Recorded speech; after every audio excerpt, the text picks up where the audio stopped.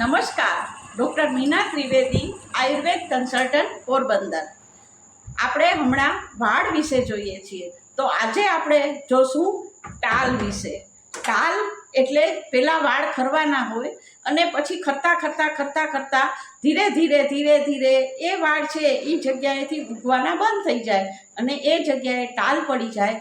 એને આપણે એક પ્રકારનો રોગ કહો તો રોગ, અને ખરતા વાળ જે હોય એ બંધ થઈ ગયા અને પછી બીજા વાળ ઉગ્યા નહીં, એની જે સિસ્ટમ છે એને આપણે ટાલ કહીએ છીએ। તો આયુર્વેદમાં એનો વર્ષો પહેલાં બધો ઉપાય આપેલો છે। આયુર્વેદના ગ્રંથો કહે છે કે ટાલ માટે ગોખરું અને તલ ઉપર જે ફૂલ ઉગે છે એ ફૂલ એ બંનેને સરખે ભાગે લઈ અને એને વાટવાના અને એની અંદર ઘી અને મધ બે ભેગા કરીને પાછા વાટવાના।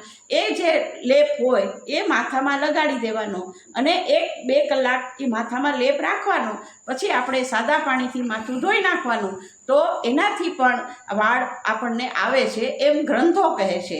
અને વધારાની અંદર જે રસવંતીનું ચૂર્ણ હોય એને બકરીના દૂધની અંદર આપણે લગાડી અને આવી રીતે એને ઘસવાનું, તો એના કારણે પણ આપણા માથાની અંદર આપણને ટાલની અંદર આપણને વાળ આવે છે। તો આ 2 વસ્તુઓ છે।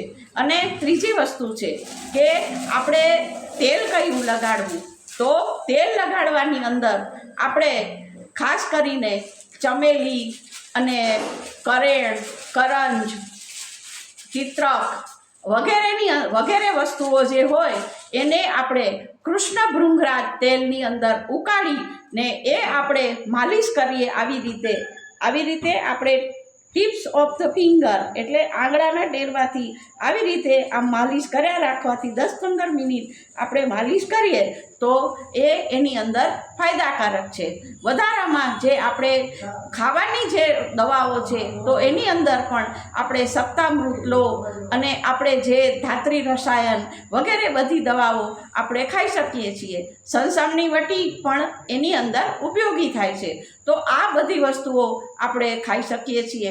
માથું ધોવા માટે આપણે જે પહેલાં કહ્યું એવી રીતે શેમ્પૂનો ઉપયોગ ઓછો કરીને આપણે બીજો બધી વસ્તુઓ છે એનો ઉપયોગ આપણે કરી શકીએ છીએ। અરીઠા, આંબળા, સિકાકાઈ જે આપણે પહેલાં કહ્યું એને પલાળીને આપણે એના પાણીથી વાળ ધોવાય અને લીમડાનો પણ ઉપયોગ કરવાનો।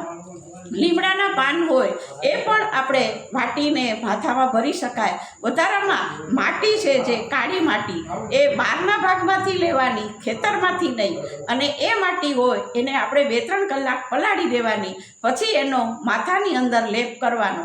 તો એનાથી પણ માથાના વાળની અંદર અને ટાલની અંદર બધાની અંદર ફાયદો થાય છે। તો આ બધી વસ્તુઓ આયુર્વેદના ગ્રંથોમાં એનો ઉલ્લેખ છે। તો આના માટે વધારે માહિતી માટે મારા વિડીયોને સબસ્ક્રાઈબ કરો અને લાઈક કરો। ધન્યવાદ।